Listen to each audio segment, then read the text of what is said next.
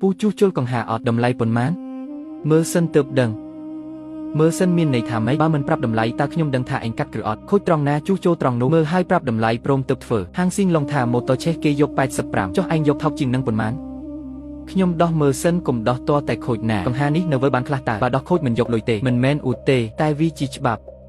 តើឯងឈ្មោះអីជាងយីឯងជាក្មួយរបស់ឈិនខ្វាំងទៅនឹងហេខ្ញុំចេញរកស៊ីខ្លួនឯងទេពូបើមិនទុកចិត្តអាចយកទៅវិញបានអត់ទេមកដល់ហើយមើលចុះតែហាមដោះដូរផ្ដេសផ្ដាស់ណាបាទមិនឆេះទេកងដងប៉ោងហើយខ្សែលង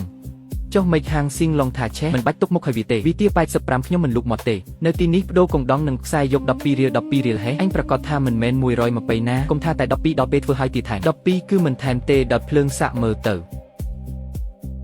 ចំណេញហើយមើលណែខ្យល់ខ្លាំងណាស់កងដងចាស់នៅទីនេះយកទៅវិញទៅអាដុំខ្មៅតូចនេះគឺជារបស់ខូចម៉ូតូមិនអីទេអស់85ឥឡូវអស់តែ12រៀលយក20ទៅមិនបាច់អាប់ទេមុខហាងមានសរសេរតម្លៃច្បាស់លាស់អាប់ជូនពូ8រៀលមួយឯងពិតជាមិនយកលើសតតែសោះចាំពូទៅហាងតែប្រាប់គេឲ្យអរគុណពូវាងសៀវជាងនៅអត់ពូវាងថាឯងយក12រៀលជួសជុលកង្ហាមែនអត់ឲ្យពូគាត់ចាំសិនទៅចាំស្អីទៅពួកយើងមកមើលរឿងសបាយតើតូបទូចកំពេចកំប៉ុកសំបីតែស្លាកយីហោក៏គ្មានហ៊ានថាចេះជួសជុលទូរទស្សន៍ពណ៌ទៀតនឹងហើយហាងស៊ីងឡុងធំប៉ុណ្ណាគេថាខូចអេក្រង់ហើយត្រឹមជាងតូចតែក្នុងច្រកឌីមសោះខ្លាំងជាងស៊ីងឡុងផងជំងឺតម្លៃ580គេថា45ធ្វើបានមិនមែនជួសជុលទូរទស្សន៍ទេគឺលេងសៀកហើយមើលទៅមិនមែនគេពូកែទេគឺយកតម្លៃថោកបោកបញ្ឆោតមនុស្សឲ្យចូលចាំមើលពេលធ្វើមិនចេញតើគេយកលេខអីហាកុំថាតែធ្វើមិនចេញមើលទៅគ្រាន់តែដោះមកទូរទស្សន៍នេះអាចនឹងខូចខ្ទេចដល់ពេលហ្នឹងតើគេមានលុយសងអត់ទុកនេះក៏មិនគ្រប់សងគេផងមិនរួចហាជាងយីកុំខ្វល់នឹងពួកគាត់មិនអីទេម៉ាស៊ីនដំណើរការពួកគេនឹងបិទមាត់ខ្លួនឯងស្មានតែមានរឿងអីអូអតាមពិតជាងយីកំពុងធ្វើខ្លួនជាជាងធំនៅទីនេះសោះឈិនហុយឯងមកធ្វើអីខ្ញុំមកមើលជាងដែលហាងខ្ញុំបញ្ឈប់ការងារតាមមកបោកប្រាស់ចាស់នៅទីនេះយ៉ាងមិនខ្លះយត់មនុស្សហាងស៊ីងឡុងមកដល់ហើយលើកនេះមានរឿងសប្បាយមើលហើយសៀវជាងកុំញ័រដៃណាម្ចាស់ចាស់គេនៅឈរទីនេះបើញ័រដៃតែបន្តិចរក45មិនបានទេត្រូវសងគេ580មុនបាត់ឯងមកចំពេលល្អហើយមកឈរចិត្តមើលឲ្យច្បាស់ក្រែងលោថាខ្ញុំលេងល្បិចមិនខ្លាចហេបានខ្ញុំមើលថ្ងៃនេះបើឯងធ្វើទូរទស្សន៍នេះមិនចេញទេខ្ញុំនឹងហែកក្រដាស់ក្រហមនេះចោលទៅលាងដៃឲ្យស្អាតសិនទៅកុំឲ្យប្រឡាក់មុខខាងខ្ញុំអូយក្មេងនេះមាត់រឹងណាស់តាហាកុំសើចចាំមើលទូរទស្សន៍បើកមិនចេញគេរកកន្លែងយំមិនឃើញទេនឹងហើយ45រៀលជួសជុលអេក្រង់កាត់មកទើបតែធ្លាប់ឬស្ងាត់សិនយកចិត្តទុកដាក់សំឡេងអាល់កុលកុំដាក់ចិត្តពេកខាងក្នុងមានភ្លើងខ្លាំងគឺចង់បន្លាចគេទៀតហើយជាងនៅស៊ីងឡុងធ្វើការប៉ុន្មានមិនដែលឃើញមានត្រណមច្រើនចឹងទេហេតុនេះហើយទើបពួកឯងត្រូវគេបន្លាចរឿង500ជាងយីឯងចង់មានន័យថាម៉េចន័យតាមអាហ្វនឹងឯងកុំមកបញ្ចាច់បញ្ចាខ្ញុំរវល់ជួសជុលគ្មានពេលបញ្ចាច់បញ្ចាញទេដល់ភ្លើង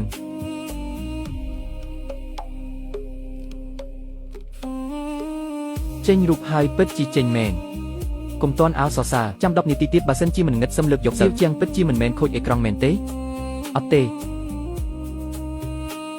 ចុះមិនហាងស៊ីងឡុងទា580ហុយមីងស៊ូវាទៅរបស់ដែលខូចគឺអាមួយនេះមិនមែនអេក្រង់ទេហុយហាងអញទារមីង580តែសៀវជាងយកតែ45ធ្វើឲ្យបាត់អញបញ្យល់មីងបន្តិចមើលម៉ាស៊ីនវាចាស់ពិបាកវិនិច្ឆ័យហ៊ានទារ580ដែរនឹងហើយនេះឯណាទៅហៅថាពិបាកវិនិច្ឆ័យគឺឃើញគេមិនដឹងក៏កាប់ឆៅតែម្ដងមកអំបញ្ញមិញអ្នកណាថាទុកខ្ញុំកញ្ចាស់ទុកមិនចាស់ទេគឺចិត្តរបស់មនុស្សមួយចំនួនតើពួកឯងដឹងស្អីសៀវជាងលុយ45រៀលអាប់ឲ្យ5រៀលមិនបាច់អាប់ទេចាំមីងទៅប្រាប់គេនៅហាងតែបន្តឲ្យគេមើលថានរណាទៅជាជាងពិតប្រាកដមិញនរណាថាទុកកញ្ចាស់គ្មានលុយសងគេកុំមកឌឺដងខ្ញុំក៏ខ្លាចមីងលីចាញ់បោកគេដែរខ្លាចគាត់ចាញ់បោកមិញនេះឯងសើចជ័យជាងគេខ្ញុំសើចមានរឿងអីអ្នកណាដឹងថាគេចេះជួសជុលមែនជាងគុំទៅខ្វល់នឹងពួកវាមើលទូទឹកកក់មីងសិនមិនបានទេមើលរបស់ខ្ញុំសិនចាំបាយដល់ភ្លើងភ្លាមលោតឌីសង់តភ្លាមម៉ាស៊ីនទឹកក្តៅខ្ញុំទឹកក្តៅត្រជាក់មិនស្មើខ្ញុំមានក្មេងមើលរបស់ខ្ញុំមុនមកហាកុំប្រជែងគ្នាមិនក៏មិនប្រជែងខ្ញុំធ្លាប់ចាញ់បោកខាងស៊ីងឡុងម្ដងហើយថ្ងៃនេះត្រូវតែឲ្យសៀវជាងមើលឲ្យច្បាស់សៀវជាងក្មួយនិយាយមួយម៉ាត់មកមើលអ្នកណាមុនម៉ាស៊ីនទឹកក្តៅផ្អាកប្រាសិនទូទឹកកកចុះឆ្នាំងដាំបាយចាំក្រោយគេហេតុអីឲ្យខ្ញុំចាំក្រោយគេលោតឌីសង់តអាចផ្អាកប្រាសិនម៉ាស៊ីនទឹកក្តៅមិនអាចប្រាប់ដេកដាស់ទេអញចង់បានលុយថ្លៃម៉ាស៊ីនទឹកក្តៅច្រើនជាងមើលឲ្យគាត់មុនព្រោះវានឹងអាចមានគ្រោះថ្នាក់ពិតជាមានគ្រោះថ្នាក់មែនជាងយីឯងកុំបន្លាចគេជួសជុលម៉ាស៊ីនទឹកក្តៅអាចធ្វើឲ្យមនុស្សស្លាប់បានហេឈិនហុយឯងចាំពាក្យនេះទុកទៅមិនឯងចង់ធ្វើជាងធំទៀតហើយម៉ាស៊ីនទឹកក្តៅព្រៃភ្លើងនិងរើឡែទូទឹកកកបើបំពាក់ផ្ដេសផ្ដាស់វាមិនមែនត្រឹមតែខូចហើយជួសជុលទេកុំមកធ្វើពើឯងគ្រាន់តែចង់ទាញមកចូលហាងអញតាខ្ញុំមិនបាច់ទាញទេម៉ាស៊ីនខូចពួកគេមកដោយខ្លួនអញហើយអញពិតជាគិតថាខ្លួនឯងអស្ចារ្យណាស់ហេខ្ញុំមិនអស្ចារ្យទេខ្ញុំគ្រាន់តែជាជាងជួសជុល ជួសជុលទូរទស្សន៍ចេញមួយគិតថាខ្លួនឯងជាជាងធំទៅហើយប្រយ័ត្នផងរវល់ពេកធ្វើផ្ដេសផ្ដាសដល់ពេលនឹងសង្កេតសំបីខុសស្លៀកក៏គ្មានសល់សៀវជាងទូទឹកក៏មីងធ្វើបានអត់អាចមើលបានឯងគុំដូចស៊ីងឡុងណាហាប់មាត់ឡើងឲ្យដូរម៉ូត្រមកខូចត្រង់ណាធ្វើត្រង់ហ្នឹងចឹងក្មួយឆាប់មើលទៅរើឡាយខូចហើយត្រូវបដូរថ្មីមិនមែនម៉ូតូទេបើមិនមែនម៉ូតូចុះមិនស៊ីងឡុងទា800មីងស៊ូគេទៅតម្លៃប៉ុន្មានបដូររើឡាយ65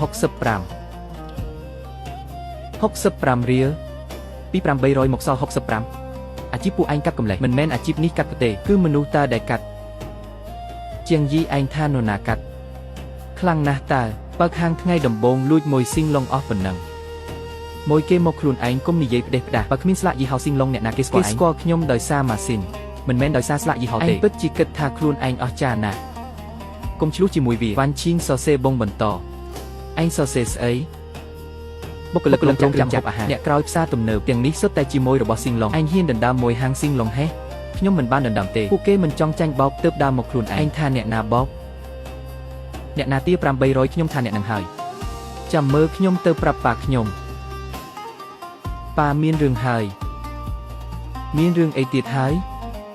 មុខហាងកញ្ចាស់របស់ជាងយីមានគេតម្រង់ជួហើយតម្រង់ជួហេ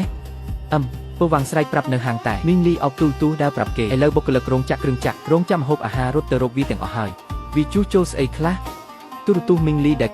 មីងលីកាន់គ្រឿងចក្រទៅឈរជេរយើងបោកប្រាស់នៅមុខហាងតែទៀតគាត់ហ៊ានជេរយើងហេ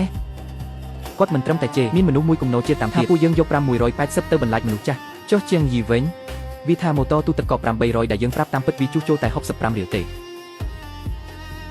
នេះវាចង់វាបំបែកឆ្នាំងបាយយើងហើយប៉ាមិនអាចបណ្ដោយឲ្យវាបើកទៅទៀតទេថ្ងៃនេះកង្ហាទូរទស្សន៍ថ្ងៃស្អែកទូទឹកកកម៉ាស៊ីនទឹកក្តៅ2ថ្ងៃទៀតមនុស្សនៅរោងចក្រគ្រឿងចក្រម្ហូបអាហារច្បាស់ជារត់ទៅរកវាទាំងអស់មិនខានវាគ្មានវាសនាបែបនេះទេវាពូកែជួសជុលយ៉ាងម៉េចវាទៅតែចេញមកបើកហាងក្នុងដៃមានគ្រឿងបន្លាស់ប៉ុន្មានទៅឆាប់ទៅមើល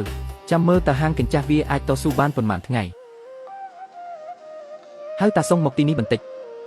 ហើយកែឈិនហៅខ្ញុំមកមានការអីតាសុងយើងសហការគ្នាប៉ុន្មានឆ្នាំហើយប្រហែល7ឬ8ឆ្នាំហើយមើលទៅហាងស៊ីងឡុងខ្ញុំមួយឆ្នាំយកទំនិញពីលោកអស់រាប់សែនមិនធ្លាប់ជំពាក់លោក1សេនទេនេះដោយសារថៅកែឈិនរក្សាទំនុកចិត្តល្អថ្ងៃនេះខ្ញុំហៅលោកមកគឺចង់ប្រាប់រឿងមួយសូមថៅកែមានប្រសាសន៍ជាងយីក្មួយរបស់ខ្ញុំបានបើកតូបជួសជុលមួយនៅច្រកខាងក្រោយបើវាទៅរកទិញគ្រឿងបន្លាស់ពីលោកគុំលក់ឲ្យវាឲ្យសោះថៅកែឈិនការរកស៊ីគឺជារកស៊ីបើគេឲ្យលុយហើយខ្ញុំមិនលក់ឲ្យវាហាក់ដូចជាមិនសមសោះតាសុងកុងត្រារាប់សែនក្នុងមួយឆ្នាំនឹងតូបកញ្ចាស់មួយលោកថ្លឹងថ្លែងខ្លួនឯងទៅថៅកែឈិននិយាយបែបនេះរៀងធ្ងន់បន្តិចហើយខ្ញុំមិនមានន័យអីផ្សេងទេបើលោកគិតថាវាសំខាន់ជាងស៊ីងឡុងថ្ងៃក្រោយខ្ញុំយកគ្រឿងពីអ្នកផ្សេងវិញគុំថៅកែឈិនខ្ញុំយល់ហើយអញ្ចឹងទើបត្រូវពេលត្រឡប់ទៅវិញជើងទុំអេក្រង់និងគ្រឿងនាំចូលមួយចំនួនប្រញាប់ដឹកមកឲ្យខ្ញុំផងមួយកំពុងរងចាំបាទថៅកែឈិនទុកចិត្តចុះវាចង់ពឹងក្រដាស់ក្រហមមួយសន្លឹកដើម្បីក្រោកចុះហេខ្ញុំនឹងធ្វើឲ្យវាបើកមិនបានសំបីតែដល់ថ្ងៃទី2ពូសុងខ្ញុំមកទិញគ្រឿងយកអីខ្លះយកជើងទុំរើឡាយកុងតាក់កំដាស់ខុយស៊ីបនិងកុងដងសៀវជាងចៃដល់ឲ្យអីអស់ស្តុកហើយនៅលើជញ្ជាំងមួយជួរនោះអីអស់នោះគេកំងអស់ហើយកុំងអស់ហើយហេបាទកុំងអស់ហើយពូសុងចិនខ្វាំងហ្វាមករកពូហើយមែនទេសៀវជាងពូក៏ត្រូវហូបបាយដែរខ្ញុំយល់កុំខឹងពូអីមិនខឹងទេថ្ងៃនេះពូមិនលក់មិនមែនមកពីគ្មានអីវ៉ាន់ទេតែមកពីពិបាកចិត្តខ្ញុំដឹងអញ្ចឹងខ្ញុំទៅកន្លែងផ្សេងសៀវជាងកន្លែងផ្សេងក៏គេប្រហែលជាមិនលក់ឲ្យឯងដែរអញ្ចឹងខ្ញុំទៅទីក្រុងបើទីក្រុងមិនបានខ្ញុំទៅខេត្ត